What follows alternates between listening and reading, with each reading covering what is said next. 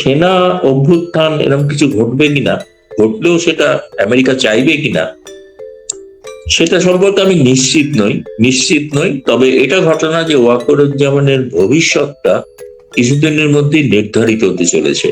সেনাপ্রধান ওয়াকরুজ্জামান, তাকেও নাকি সরিয়ে দেওয়া হতে পারে। সেজন্য তিনি উগ্র জামায়াতপন্থী হতে চাইছেন, যিনি ছিলেন বরাবরই জামায়াতপন্থী, এখন তো চেহারাই বদলে ফেলেছেন, দাড়ি টাড়ি রেখে মৌলানা টাইপের হয়ে উঠছেন। সেই সেনাপ্রধান তিনিও এয়ার অ্যাম্বুলেন্স নিয়ে, সেনাপ্রধান নিজে এয়ার অ্যাম্বুলেন্স নিয়ে তার কোনো ঘনিষ্ঠ আত্মীয়র অসুস্থতার কারণে সব পরিবারের সকলকে নিয়ে তিনি কিন্তু চলে গেছেন সিঙ্গাপুরে। হয়তো তিনি ফিরে আসবেন, আশা করা যায়। মানে এতটাই তার আত্মীয়ের প্রতি এতটাই। সিঙ্গাপুর একটা হচ্ছে বলা যেতে পারে দ্বিতীয় ডিপ স্টেট, যেখানে প্রচুর মাধ্যমে প্রচুর কিছু আলোচনা হয়ে থাকে, যেগুলো অনেক ক্ষেত্রে রেজিম চেঞ্জ বা আমেরিকার স্বার্থ সংক্রান্ত বিষয়, এখানে অনেক সিদ্ধান্ত হয়ে থাকে। এখন সেটা এখনো আমার কাছে কোনো খবর নেই, আমি জানি না। তবে আসিফ মনির যেরকম ওয়াশিংটনের খুব ঘনিষ্ঠ ব্যক্তি, ওয়াকরুজ্জামানও ওয়াশিংটনের ঘনিষ্ঠ ছিলেন, এবং তাকে যদিও আমেরিকা কখনোই সবসময় প্রকাশ্যে কোনো সেনা শাসন পছন্দ করে না, তারা চায় কোনো না কোনো ভাবে একটা গণতান্ত্রিক ব্যবস্থা থাকুক, তার আড়ালে সেনা থাকুক। হয় তিনি তো এমনি আগামী বছর তার অবসর নেওয়ার কথা, অবসর নিয়ে কি করবেন? অবসর নিয়ে কি তিনি অন্য কোনো ভূমিকায় আসতে পারেন? সেক্ষেত্রে ওয়াশিংটনের একটা সবুজ সংকেত প্রয়োজন। হয়তো সেটা সিঙ্গাপুরে আলোচনা চলছে, সেটা এখনো প্রকাশ্যে আসেনি, সেটা এলে তখন হয়তো জানা যেতে পারে। নেত্রী বলেছেন ডিসেম্বরের ভেতরে ফিরবেন, কিন্তু ওই দিনকার কথাই বলা হয়েছে যে বিজয়ের মাসে ফিরবেন। তাহলে আমরা মোটামুটি যদি ধরে নিতে পারি যে হয়তো ডিসেম্বরে ফিরবেন, যদি ওনাকে ঢুকতে দেওয়া না হয়, তাহলে কনসিকুয়েন্সটা কি হইতে পারে, আর ঢুকলে কি হতে পারে? না, আমার তো মনে হয় তারেক রহমান সরকার তাকে যদি একটা স্পেস না দেন, তিনি তো বলছেন আমি সংঘাত চাই না, আমি তো রিকনসিলিয়েশন করতে চাই, একটা মিটমাটের জায়গা খুঁজতে চাইছি। মিটমাট যদি না করেন তাহলে প্রমাণিত হবে যে তারেক রহমান সরকার মিটমাট চান না, তারা সংঘাত চান, তাহলে সংঘাত হবে। 5 তারিখের এই প্রোগ্রামে নেত্রী যেভাবে কথা বলেছেন বা যা কিছু বলেছেন, কনফিডেন্স লেভেল বা উনি দেশে ফিরে আসার যে আকাঙ্ক্ষা, এটা আসলে কতটুকু দেখলেন? না, সেটা তো তিনি সুদৃঢ়ভাবেই বলেছেন। তিনি তো বলেছেন তিনি রাজনীতি করার জন্য যাচ্ছেন না, যেটা বলা হচ্ছে যে তাকে রাজনীতি করতে দেওয়া হয়েছে, তিনি তো রাজনীতির কথা বলেননি। তিনি বলেছেন মানুষ দুঃখে আছে, কষ্টে আছে, তার পাশে আমি থাকতে চাই, আমি প্রধানমন্ত্রী হওয়ার জন্য যাচ্ছি না, বা কালকে গিয়ে তারেক রহমান সরকারকে উৎখাত করে নতুন নির্বাচন করে ক্ষমতায় যাবো, সে কথাও বলে। উনি বলছেন আমি যাচ্ছি মানুষের পাশে, আমার অনেক দিন হয়ে গেছে, 2 বছরের উপর, আমার দেশের মানুষ আমায় চাইছে, ফলে আমাকে সেখানে যাওয়া উচিত। এবার আমার প্রশ্নটা হচ্ছে, ধরুন শেখ হাসিনা সেখানে যদি গেলই শেষ পর্যন্ত, তাহলে তার বন্দি প্রত্যার্পণের দরকার পড়ছে না, তারা তো তাকে পেয়াচ্ছেনি সেখানে, তো সেই অনুসারে তারা ব্যবস্থা যা যা নেওয়ার নেবেন, তো সেটার জন্য কিন্তু প্রস্তুত আছেন, তাই না? এখন সেটা যদি তারা ভাবছেন যে এখানে বসে এটা করছেন, সেরকম কিছু নয়, এটা রাজনীতি করছেন, রাজনীতির কথা তো উনি বলেন এটা। আর মত প্রকাশের স্বাধীনতা তো ভারতে আছে, তাই না? আমরা তো কাউকে বলতে পারি না, যে সাংবাদিকদেরও বলতে পারি না, তাহলে আমরা সাংবাদিকরাই সরকারের বিরুদ্ধে বলতাম। যদি ফরেন কারেন্সি ক্লাবকে যদি নিষেধ করা হতো এটা করতে পারবেন না, তাহলে তো আমরাই সোচ্চার হয়ে সেদিন রাজপথে থাকতাম, শেখ হাসিনার জন্য নয়, আমাদের সাংবাদিক স্বাধীনতায় হস্তক্ষেপ করার জন্য। আর শেখ হাসিনা এখানে একজন অতিথি, তাকে কি করে বলা হবে যে তিনি কি বলবেন, আর কি তার স্ক্রিপ্ট, সেটাও কি ভারত সরকার তৈরি করে দেবে, নাকি বিএনপির তৈরি করা স্ক্রিপ্ট নিয়ে তিনি কি রাষ্ট্রপতি যেভাবে ভাষণ দেন সেভাবে কি ভাষণ দেবেন নাকি? তেনা তার যে মত প্রকাশের অধিকার, তিনি সেটা মত প্রকাশ করবেন। তা সে মত প্রকাশে কেউ খুশি হতে পারেন, কেউ অখুশি হতে পারেন, সেটা দেখার তো ভারতের কাজ নয় না। ভারতের বক্তব্য হচ্ছে এখানে তিনি আওয়ামী লীগের নামে কোনো সাইনবোর্ড খুলে, কোনো অফিস খুলে কোনো রাজনৈতিক আন্দোলন, প্রতিবাদ এসব করতে পারবেন। তার তো ব্যক্তি স্বাধীনতা আছে, সেই ব্যক্তি স্বাধীনতা অনুসারে তিনি যা করার করছেন। এটাকে রাজনৈতিক দৃষ্টিতে দেখাটাই আমার মনে হচ্ছে ভুল হচ্ছে। আর গোটা বিষয়টাকে শেখ হাসিনা কেন্দ্রিক করে ফেলছেন, যে শেখ হাসিনার নাকি কোনো গুরুত্ব নেই, শেখ হাসিনার নাকি ইররেলিভেন্ট, এখানে কেউ নাকি বাংলাদেশে চায় না। তা তারা মাথা কামাচ্ছেন কেন? ঠিক আছে, না কিন্তু চায় না, কেউ ইররেলিভেন্ট। আপনার তাকে নিয়ে তো সকাল সন্ধে ভাই ভেবেই চলেছেন। যতটা না মানে আওয়ামী লীগ ভাবছে, আওয়ামী লীগের কিছু কিছু একটা ব্যাপার বলে রাখা ভালো, এই প্রসঙ্গে সুযোগ এলো বলে। আওয়ামী লীগের কিন্তু সেই সময়ের যে ঘটনা 2024, তাতে অনেকেরই সন্দেহ যে কিছু আওয়ামী লীগের লোক তারা হয়তো ষড়যন্ত্রের শিকার হয়েছেন এবং তারা একটা ষড়যন্ত্রকারী রোল প্লে করেছেন। কারা নিশ্চিত নয়, ভবিষ্যতে শেখ হাসিনা কোনোদিন একদিন তদন্ত করে বের করবে কারা তারা। কিন্তু আমি আর একটা জিনিস লক্ষ্য করেছি, এটা আমার বলতে আমার খারাপ লাগছে, তবুও আমি বলতে বাধ্য হচ্ছি।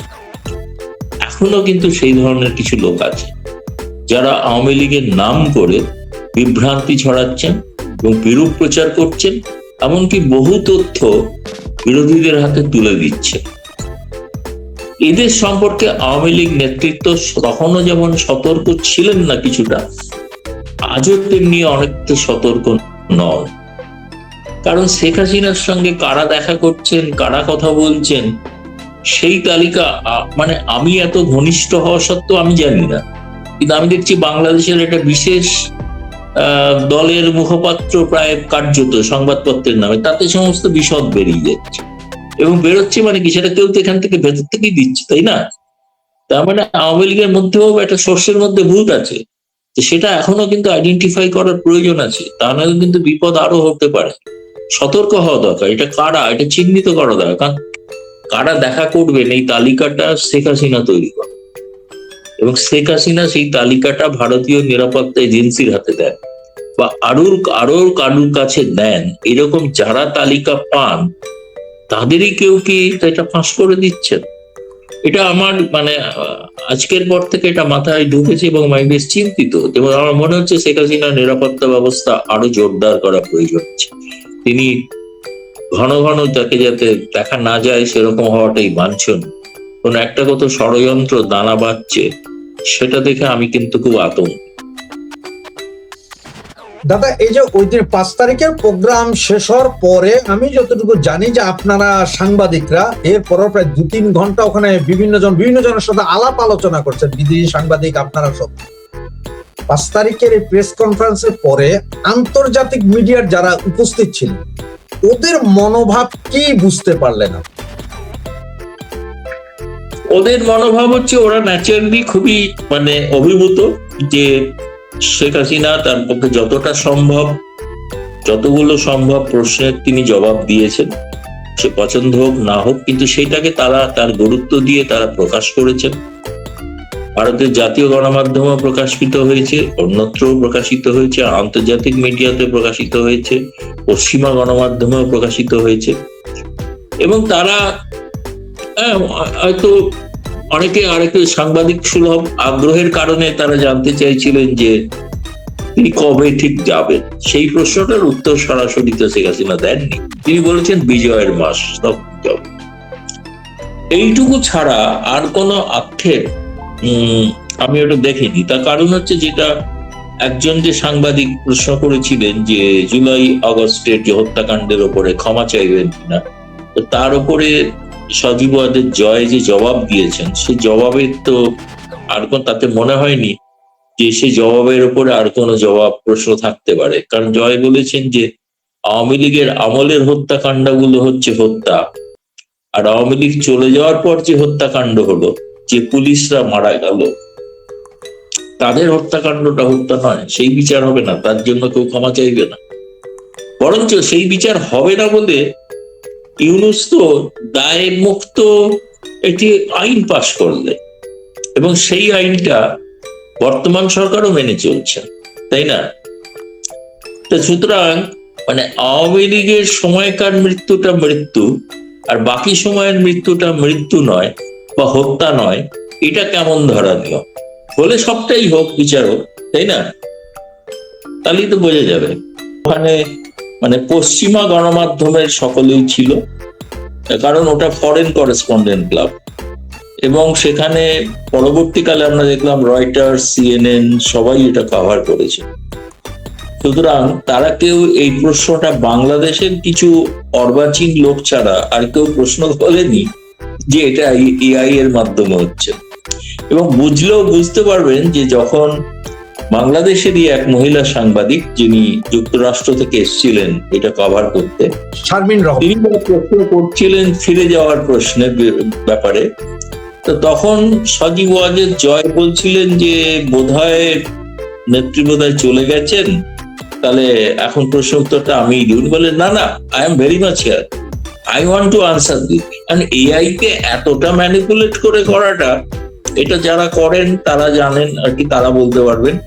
কিন্তু কেউ ওখানে এই প্রশ্নটা তোলেনি, যারা উপস্থিত ছিল তারা সকলেই যে খুব শেখ হাসিনা বা আওয়ামী লীগের ভক্ত এমনও নয়। তো তারাও যখন প্রশ্ন তোলেনি, আর বাকিদের প্রশ্ন তোলাটা তো অর্থহীন। প্রশ্নটা হচ্ছে যে এটা বলার উদ্দেশ্য কারণ হচ্ছে যে মানে যদি গুরুত্ব, সব থেকে বেশি গুরুত্ব কে দিয়েছে বলুন তো? সব থেকে বেশি গুরুত্ব দিয়েছে বাংলাদেশের পররাষ্ট্র মন্ত্রণালয়। দাদা এই যে আরেকটা জিনিস, এটা একটু ইন্টারন্যাশনালি, যে সৌদি আরব একটা করেছে, টাই আপ করেছে, বাংলাদেশ সহ অনেক 19টা দেশ জয়েন করেছে। আজকে কিন্তু ইরান অলরেডি সরাসরি হুমকি দিয়েছে যে টাই আপের ব্যাপারটা, যে এটা ওরা অন্যভাবে দেখছে। বাংলাদেশের উপরে কি কোনো ইম্প্যাক্ট আসতে পারে? না, বাংলাদেশের যে সমস্ত জাহাজে বাংলাদেশের পণ্য আসার কথা হরমুজ প্রণালী দিয়ে, সেগুলো ইরান অনুমতি দেবে না, বা জোর করে পাঠানোর চেষ্টা হলে সেগুলোকে ইরান ধ্বংস করে দিতে পারে, ফলে বাংলাদেশ ক্ষতিগ্রস্ত হবে। এরকম একটা মানে যে সামরিক জোটে, একটা মানে যে সামরিক জোটটার জাতিসংঘের অধীনে নয়, সেই ধরনের সামরিক জোটে অংশগ্রহণ করাটা, এটা বাংলাদেশ আমার মতো একটা বড় ধরনের ঝুঁকি নিয়েছে। মানে যারা মুখে এত কথা বলেন তারা নাকি ফিলিস্তিনের পক্ষে, কিন্তু এটা তো ইসরায়েলের পক্ষে চলে যাওয়া হলো। তাহলে বাংলাদেশ কি শিবির পরিবর্তন করছে? বাংলাদেশ কি এখন ইসরায়েলের পক্ষে যাচ্ছে? সেটা একটা বিষয়, কিন্তু এটা ভাবার বিষয় আছে। বাংলাদেশ তার কিন্তু পররাষ্ট্র নীতি পরিবর্তন করছে, তার সমস্ত ইঙ্গিত পাওয়া যাচ্ছে। কেবল ভারত বিরোধিতা নয়, সে আন্তর্জাতিক ক্ষেত্র যে ধরনের সামরিক জোটে, আগে কিন্তু কোনো সামরিক জোটে সামিল হতো না বাংলাদেশ। শেখ হাসিনার সময় শেখ হাসিনা কিন্তু কোয়াডে যুক্ত হতে চাননি, যদিও কোয়াড কোনো সামরিক জোট নয় তা সত্ত্বেও। কিন্তু পরবর্তীকালে এখন আমরা দেখছি যে বাংলাদেশ কিন্তু সামরিক জোটে ঢুকছে, এবং যে সামরিক, তারপরে বাংলাদেশের যে সার্বভৌমত্ব, সেটা তো অন্য দেশের কাছে তারা তাহলে বিক্রি করে দিচ্ছেন, অথচ অভিযোগ করতেন শেখ হাসিনার ব্যাপারে। এটাতে বাংলাদেশের জন্য আমার মনে হয় খুবই একটা বিপদ সংকেত। এটা বাংলাদেশকে কোন জায়গায় নিয়ে যাবে আমি জানি না। মরিয়া হয়ে তারা কোনোভাবে নিজেদের সরকার টেকানোর নাম করে যেটা করতে চলেছেন অগণতান্ত্রিক পথে, এটা বাংলাদেশের পক্ষে সঠিক কোনো আমি ভবিষ্যৎ দেখছি না আর কি। এটা খুবই চিন্তার বিষয় হয়ে দাঁড়াবে, কোনো সন্দেহ। দাদা এই যে আমাদের বাংলাদেশের আজকের বিভিন্ন পত্রিকা, এমনকি বিবিসি বাংলাতেও এই নিউজটা করা হয়েছে যে ভারত সরকার শেখ হাসিনাকে আর বহন করতে চাচ্ছেন না। তার কারণ হচ্ছে ওনারা যে যুক্তিটা দিয়েছে, রণধীর জয়সওয়াল 4 দিন আগে বলেছিলেন যে শেখ হাসিনা কোথায় কি বলবে এটা তো ভারত সরকারের কোনো বিষয় নেই। সেই আজকে নাকি আবার উনি বলেছেন যে শেখ হাসিনা কি বলেছেন তা ভারত সরকারের দায়িত্ব নাই। ওনারা বুঝাতে চাচ্ছেন যে হঠাৎ করে রণধীর জয়সওয়াল কেন আজকে আবার সাংবাদিক সম্মেলন করতে হবে, যদি ওনারা আসলে ওইভাবে। একেবারে ভুল ধারণা, এটা বাংলাদেশের লোকেরা জানে না। আমাদের এখানে সপ্তাহে 2 দিন ব্রিফিং হয়, একদিন মঙ্গলবার, একদিন শুক্রবার। শুক্রবারে এই প্রশ্নটা হয়েছে, যেহেতু বাংলাদেশ সরকার একটা প্রতিবাদ করেছে, সেই জন্য সেই প্রশ্নটা সাংবাদিকরা করেছে। তখন উনি বলছেন যে আমি আগেও বলেছি, আবার বলছি, এই সাংবাদিক বৈঠকের সঙ্গে ভারত সরকারের কোনো হাত নাই। কিন্তু এবং সেখানে তিনি যা বলেছেন তার সঙ্গে আমরা সহমত নই, এছাড়া তারা কি বলবে যে আমরা সহমত? তো সহমত হলে তো সঙ্গে সঙ্গে ব্যবস্থা নিতে হয়, তাই না? সেটা তো সম্ভব নয়। এটাকে অযথা বিবিসি বাংলা, আমার জানি না, আমার সঙ্গে অনেকেরই কথা হয়, বিবিসি বাংলার সাংবাদিকের সঙ্গে কথা হয়। এখন ওই সংবাদপত্রে, সংবাদ গোষ্ঠীতে ওই ধরনের সংবাদ না ছাপলে ছাপা হবে না, কি করা যাবে? তাকে ওইভাবে কোথাও কোনো সূত্র আছে শেখ হাসিনাকে ভারত চায় না, কেউ বলেছেন? ভারত সরকারের কোনো আধিকারিক বলেছেন? তিনি ইন্টারপ্রেট করছেন, না? কে বলেছেন যে ভারত সরকার চায় না? ভারত সরকার চায় না এটা কাউকে বলতে হবে তো।